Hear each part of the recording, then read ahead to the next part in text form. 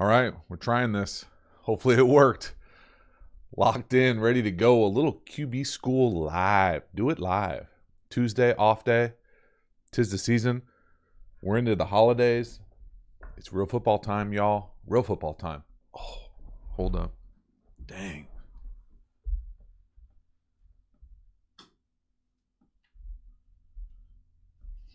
There you go. That's better. All right, we're really going. What we got here? We got, as you're coming into the stream, do me a favor, hit me with your favorite emoji. Let me know that this thing sounds all right, that we are locked in, ready to go. Got a couple tricks in the trade. Locked in. I should be good to go. My man Malcolm checking in from Scotland. Love it. Excited to have a few little wrinkles here as we get going, as we get more and more into the stream world. Excited to see exactly what that thing looks like. Gonna have fun with this stuff. Malcolm, my man, checking in from Scotland. I'm trying to think. I got to make sure that I'm off this stream in 32 minutes. We've got a little American soccer, a little world football.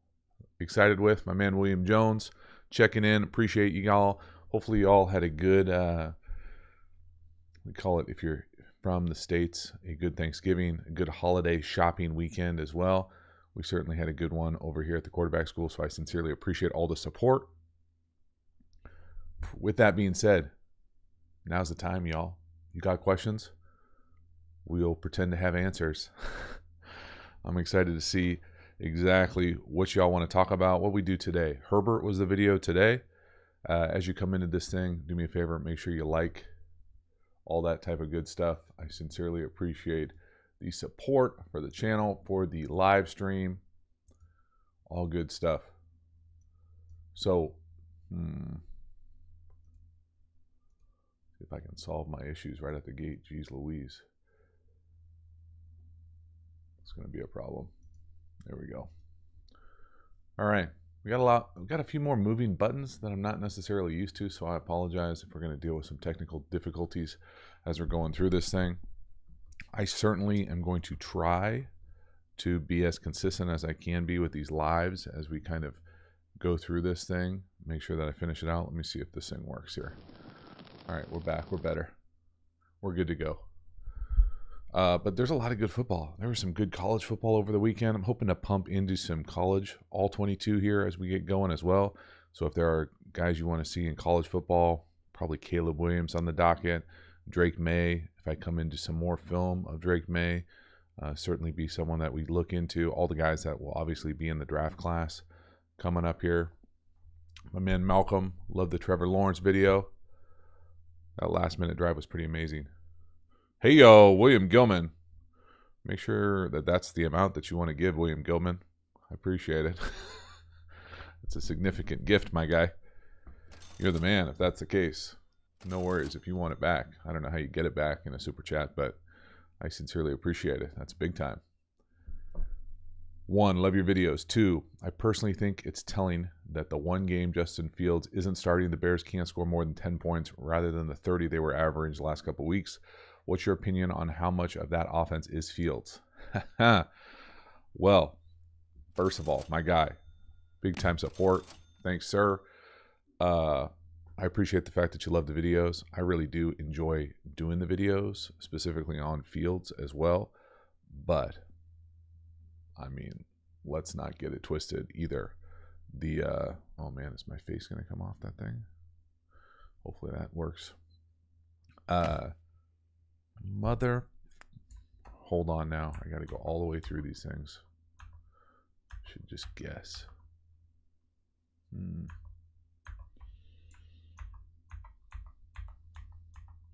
guys got to bear with me, man. We got some technical issues going on here. This is like the full scope. You get to see the full catalog.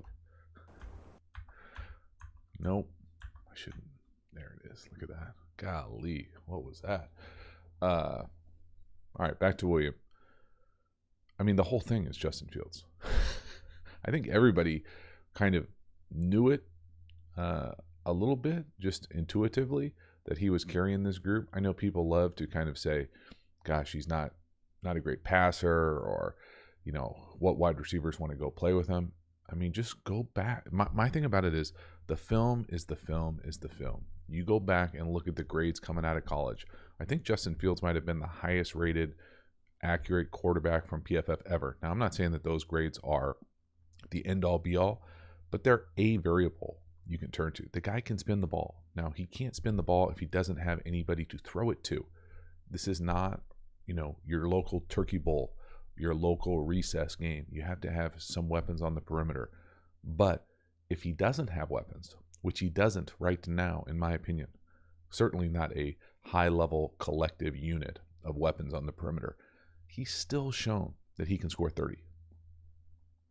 Now, they've got a bunch of deficiencies all over that team, but you give him a handful of weapons, a better defense, and I think you're looking at a guy in a team and an organization that can be good for a while. Now, will they do all those things? I don't know. But I think, I have no interest in going back and watching that Bears game this past weekend. I can tell you, I have a pretty good idea what it will look like with anybody other than Fields and a handful of other guys that can just elevate a unit on their own. So I want them to get healthy. I want them to be better. Hopefully it happens moving forward, but it's not going to happen with this season or the end of this season. So hope that makes sense. But boom. Michael, is Aaron Rodgers finished? I don't think so. I think people, and everybody, even on this channel, I am guilty of this, of overreacting. I make fun of, guys being hurty or, not making it through games. I think Aaron Rodgers is plenty tough, battling through a thumb injury. Any sort of wrist, finger, hand injury is going to impact your ability to spin it. I'm sure he comes back healthy, maybe in a different situation, and he'll be the Aaron Rodgers we all know. Zachary Davis. JT, when do teams know they have a dog or a guy at QB who can process quickly and make the right reads under pressure? Is it a day one thing or a learned ability that comes over time with reps and study? I think it's probably somewhere in between. I think it can be all of those things. I think sometimes you can just wow an entire team organization with one drill. I think you never really know until you see the dude do it in real games, like tackle football games, like real games. But I think you can have a really great sense, in a meeting room, certainly on the practice field, certainly in 11-on-11 drills. But you never really know until you see somebody get smoked or not play well or have to do it when it matters and elevate a squad at the end of a game. Those types of things I think are the difference makers when you're really talking about it. But I think you can know you have a dude really, really quickly. Hope that makes sense. But again, obviously not as well. Like, let's be honest. Like, there's a lot of people. The Jets are, recency bias, kind of the first organization everybody thinks of. But there's a lot of teams that have swung and missed on early quarterbacks. And so I think it takes a little bit of time. I really do think you never know for sure until you see kind of a body of work in meaningful games. What does that look like? 3, 4, half a season, full season, multiple seasons, up for kind of debate, I would say. But I don't know. Hopefully that makes sense. There's no kind of black and white answer. I think most guys in the locker room, though, would know pretty quickly, like, yo, this cat's a dude. Like, we've got a legitimate superstar here pretty quickly. Boom. All right. Last second sports. JT, Tua versus the 49ers defense. How excited are you to see this matchup? I am medium excited. Hopefully that gets you excited. I don't know. I think people are just continuing to kind of fill their narrative on Tua, whatever it is, with evidence. And so, if he goes out and struggles, he's going to struggle. He's a young guy in the league. I think he's already shown significant improvement. I think that offense is a lot of fun to watch. We'll see. Maybe I'll talk myself into being excited about that game. But I think my thing about it is, if you look at the body of work that he's shown this year, the improvement when he's healthy, I mean, you have a pretty good idea of what he's going to do. Now, if he goes out there and gets nicked or is injured or something like that happens, and yeah, but I imagine that they're going to be pretty locked in, Mike McDaniel and company, to have a pretty good showing that game. And so it'd be a good one. What game is it? I don't even know. It's probably like a primetime game. Kid with helmet. Do you buy into quarterbacks not being prime time? People love showing Kirk Cousins' win percentage on Sunday, Monday Night Footballs, but even as a Packers fan, it always seemed like an inconsequential statistic.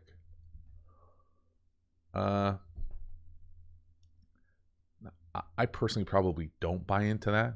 I used to have a coach who used to say all the time, he used to get really pissed when people would say, oh, we're on Monday Night Football this week, we got to get jacked up. And he'd be like, well, what the have you been doing here?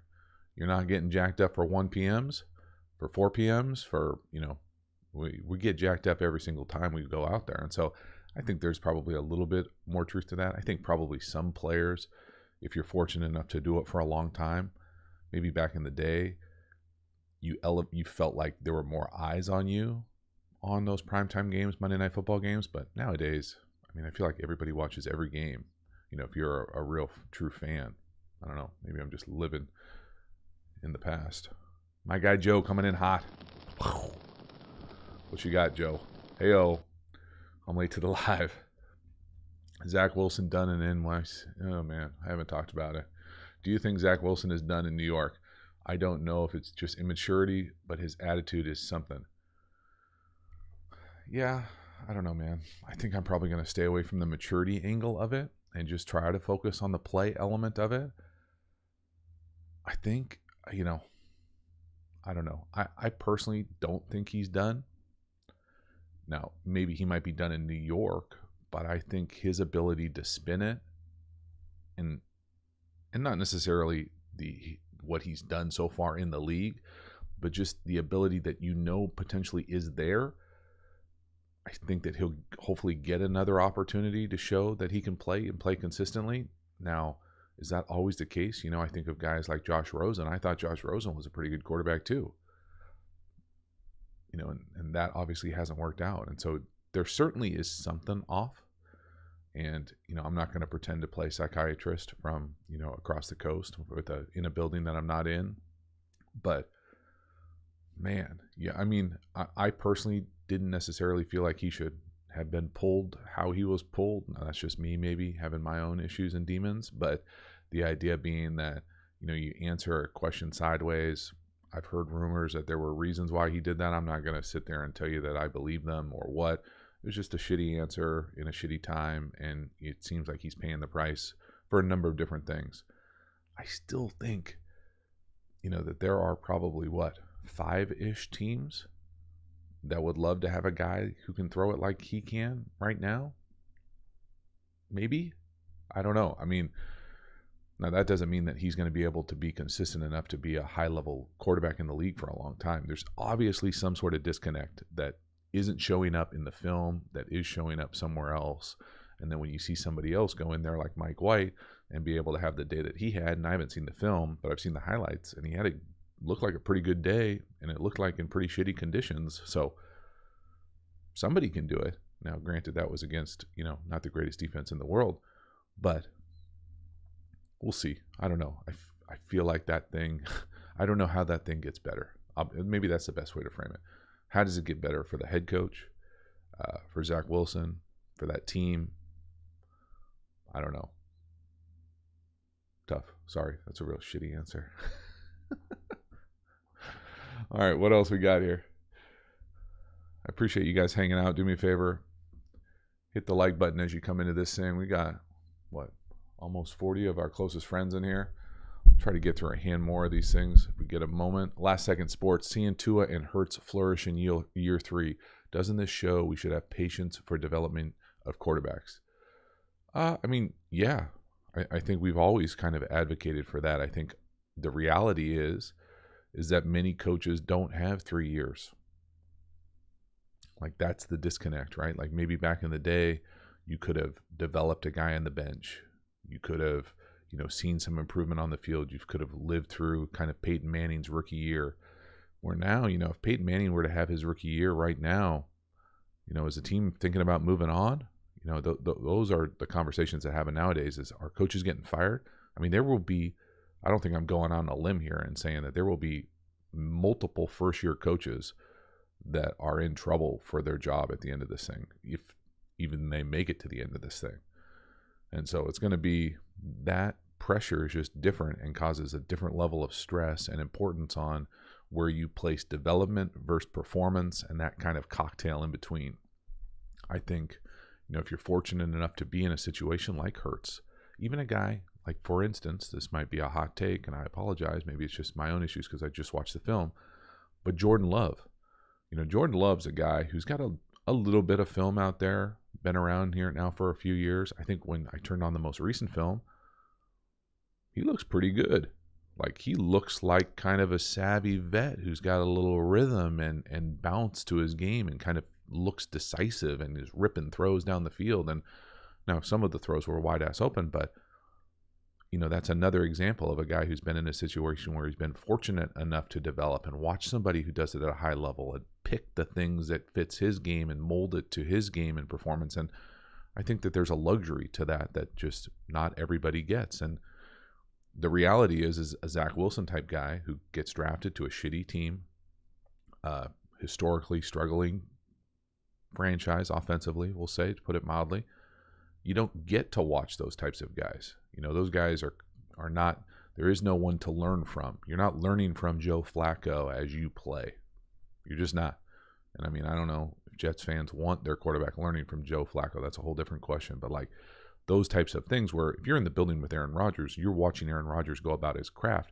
You might not necessarily agree about his takes on 9/11, the moon landing, and, infectious disease. But you probably want to watch how he's throwing the ball, how he's playing the position, and not necessarily mirror it, but take the things that can be applicable to your game. Boom. Oh man, Drew Boggs. I drop a lot of love bombs in that love video. Did it on purpose a little bit. My guy, Malcolm. What you got? Awesome job with the JTO course. Picked it up Friday. Very cool. Thank you very much. Making the scheme my own. I love it. Very cool, bro. Keep me in the loop with all that stuff. I'm interested to see how you can interweave that stuff with your stuff and make it the absolute best that it can be. Very cool.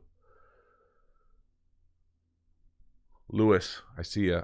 I see you say fullback in the CFL, and I don't know if I have any tips for you. Wanting to become an offensive coordinator after the last 2 years of eligibility. Lewis, I would just say immerse yourself in as much ball as you possibly can. This channel can be a resource. There's a lot of great resources out there. If you need specific resources, feel free to holler at me on a bunch of different platforms and I'll get back to you with a list. Joe, did you happen to see the D-line for Denver yell at Russell Wilson on the sidelines? Is that something that happens very often in games? O and D, is it a big deal? Oh, baby. I did see that highlight. I didn't see any context around it, so I'm totally speculating. I was actually toying with the idea of going back and watching the Denver game and trying to like intersplice where that happened as maybe a Patreon video this week, just to kind of like see what the hell is going on. I would say that stuff is happens more often than people probably realize.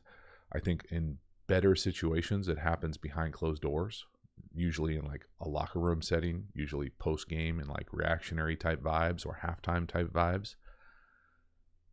But I mean, people chirp at each other on the sideline all the time. I mean, there's many, a lot of footage of, coaches swinging at each other, guys throwing punches at each other. To me, I don't think it's a big deal. Okay, so let's phrase it like that. To me, it's not a big deal. I've chirped at guys have chirped at me, different levels. I think for most people, it rolls off their back. Now, I'm speculating a little bit, but I would imagine that might not be how it hits Russ. And so I don't know from that standpoint, how it mends. I'm sure that they're going to say all the right things in public and say, hey, it's just competitive guys and we want their juices flowing and stuff like that. But, if that's happening, my thing about it, and this is kind of the way that I always think about weird stuff like this. If the stuff you see in public, if that's what happened in public on the sideline, imagine what's happening behind closed doors. And then imagining what's happening behind people's backs, closed doors. So in the defensive line meeting, in the linebacker meeting, in the wide receiver room. I mean, it's probably not great. And so I think we're all kind of watching a slow motion car wreck out there, but it's wild on many different levels. Aiden, no thoughts on the Browns offense. I think it's cool to see the deep choices work in Tennessee.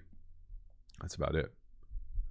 William Jones, would you take a swing at a D1 coaching position if offered, or is the BS not worth it?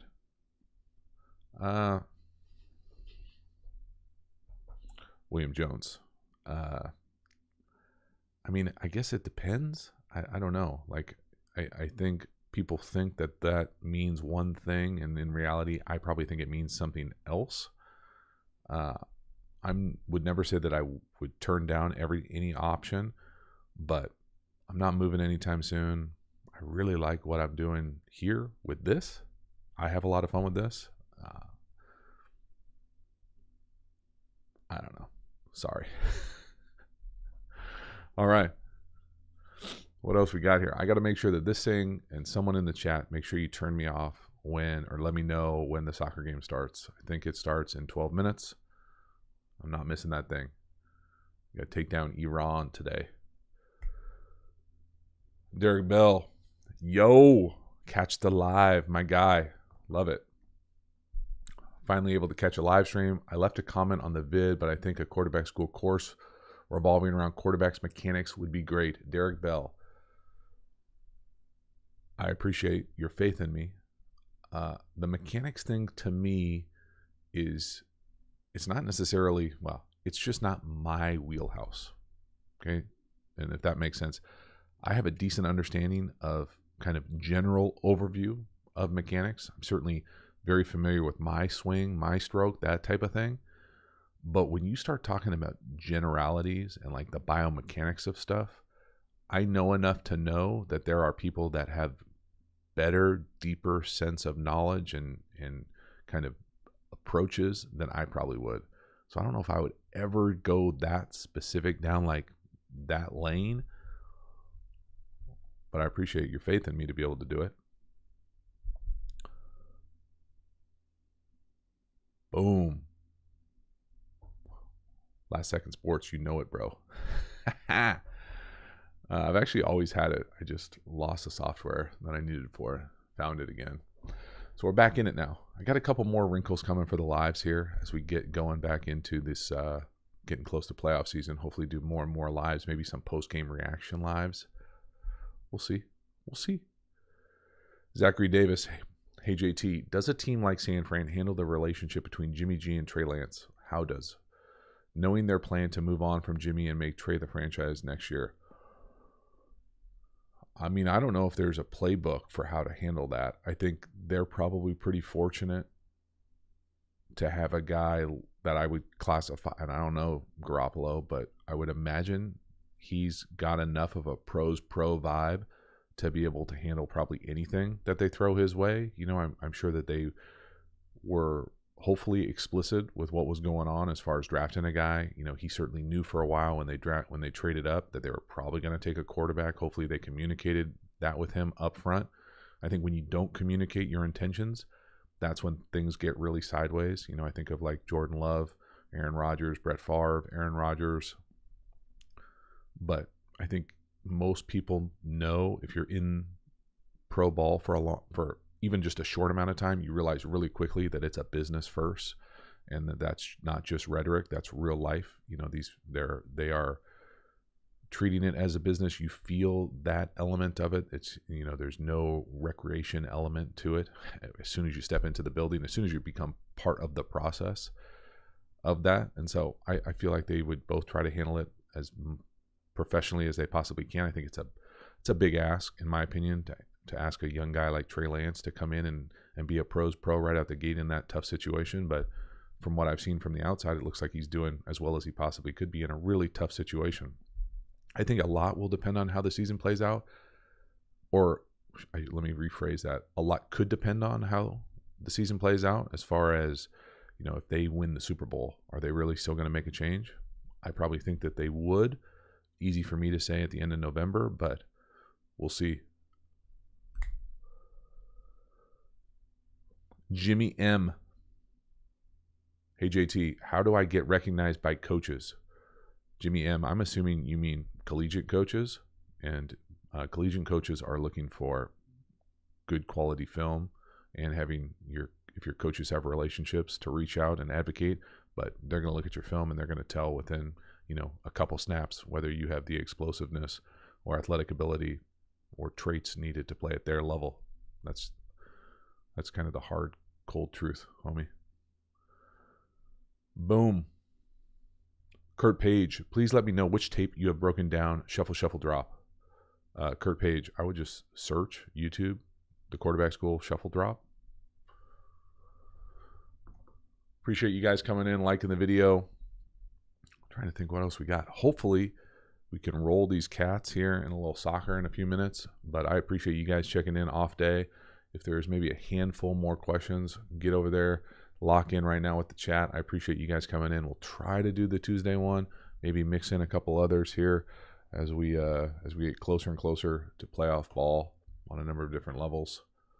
Son of a gun, man. My cameras go off if I don't mess with them for a certain amount of time. That's how I know that we're going long here.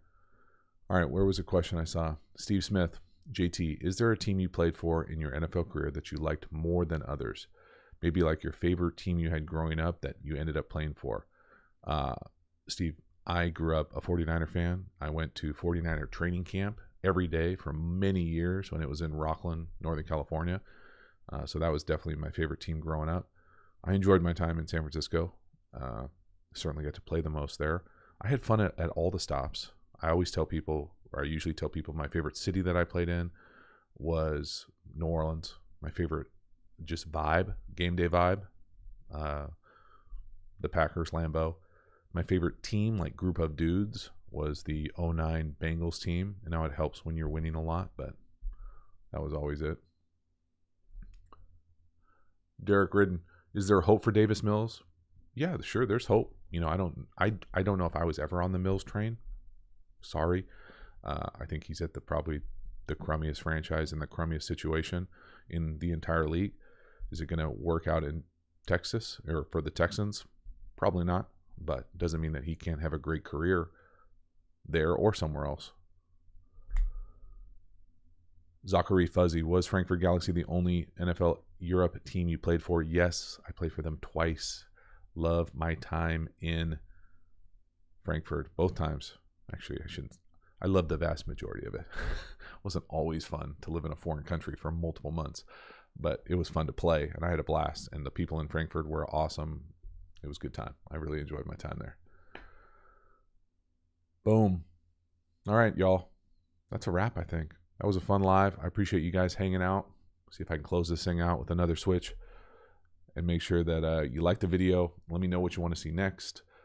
Jordan Love today on the Patreon community. Herbert on the channel. Probably Joe Burrow tomorrow for YouTube. And then let me know what you want to see college football-wise. Excited to get some more All-22 over there. As always, thank you so much for hanging to the end. I will see you next time. Have a good one. Boom. Hopefully that worked.